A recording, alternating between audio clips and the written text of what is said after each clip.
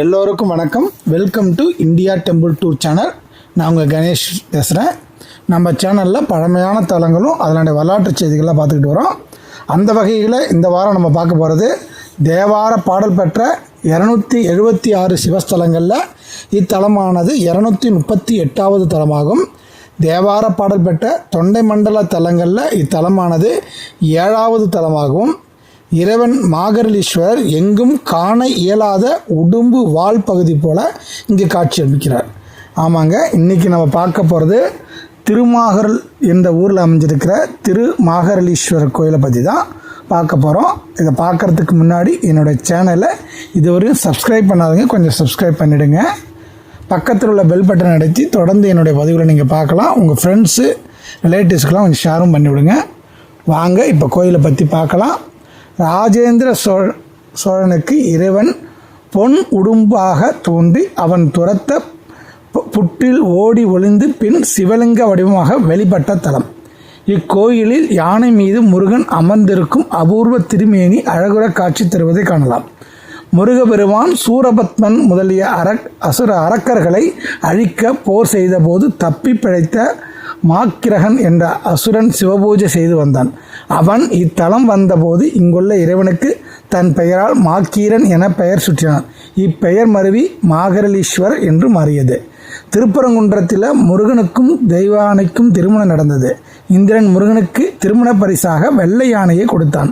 புதுமண தம்பதிகளை வெள்ளை யானையில் அமரச் செய்து அக்காட்சியை கண்ணார கண்டு மகிழ்ந்தான். மகாவிஷ்ணுவும் இக்காட்சியை காண விரும்ப முருகன் இத்தலத்துக்கு வெள்ளை யானையின் மீது அமர்ந்து காட்சி தந்தார். இத்தல இறைவனுக்கு அடைக்கலம் காத்தநாதர், உடும்பு ஈசர், மகம் வாழ்வித்தவர், பாரத் தழும்பர், புற்றிடங் கொண்டார், நிலையிட்ட நாதர், மங்களங்காத்தவர், பரிந்து காத்தவர், அகத்தீஸ்வரர் என பெயர்கள் இவருக்கு உண்டு. சம்பந்தரின் இங்கு பாடிய பதிவும் வினை நீக்கும் பதிகம் என்னும் சிறப்புடையது. மாகரன் மலையன் என்னும் இரு அசுரர்கள் வழிபட்ட தலம் இந்த தலம்.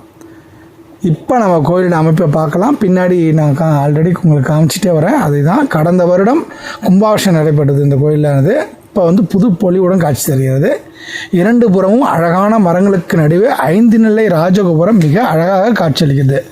உள்ளே நுழைந்தவுடன் பலிபீடம், கொடிமரம் மற்றும் நந்தி ஆகியவர்களை நம்ம தரிசிக்கலாம். பின்பு ஒரு மேடை போன்ற பிரகாரத்தின் அமைப்பில் வலதுபுறம் விநாயகரும் இடதுபுறம் முருகரும் இருக்கிறாங்க. அவர்களை தரிசிச்சுட்டு நம்ம உள்ளே போனால் உள் பிரகாரம் வரும். இடதுபுறம் முருகப்பெருமான் சன்னதியும் வடக்கு நோக்கி காட்சி தருகிறார். வலதுபுறம் இறைவி திருபுவன நாயகி தெற்கு நோக்கி காட்சி தருகிறார்.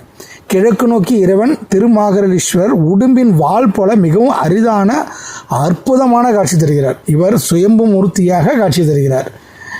இந்த லிங்கத்தை நம்ம வேறு எங்கேயுமே பார்க்க முடியாது. ரொம்ப டிஃப்ரெண்ட்டாக இருந்துச்சு பார்க்குறதுக்கே. உங்களுக்கு வளமாக வரும்போது நாம் கருவறையில் உள்ள கோஷ்டமூர்த்தங்களை விநாயகர், சிறிய தட்சிணாமூர்த்தி, விஷ்ணு, பிரம்மா, துர்கை முதலிய திருமணிகளை தரிசித்தவாறே வலம் வரலாம்.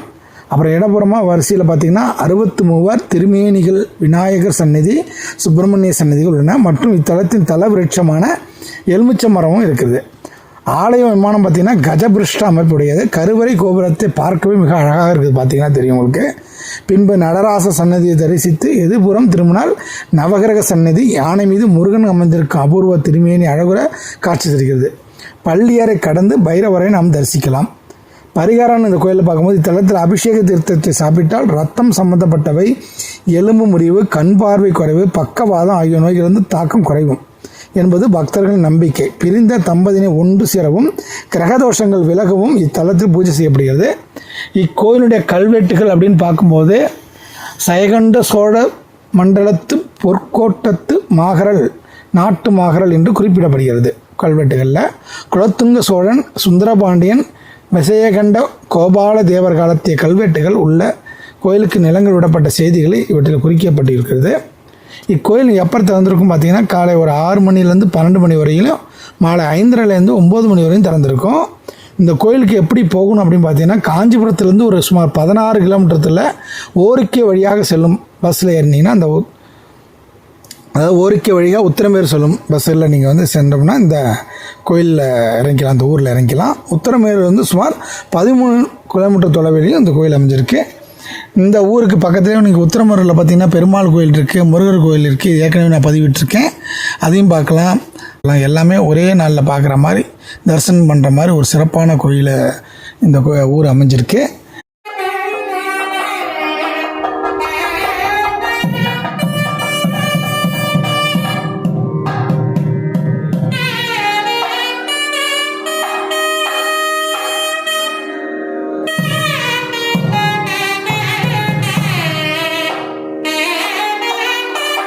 இந்த வீடியோ உங்களுக்கு பிடிச்சிருந்ததுன்னா என்னுடைய இந்தியா டெம்பிள் டூர் சேனலை சப்ஸ்கிரைப் பண்ணுங்கள்.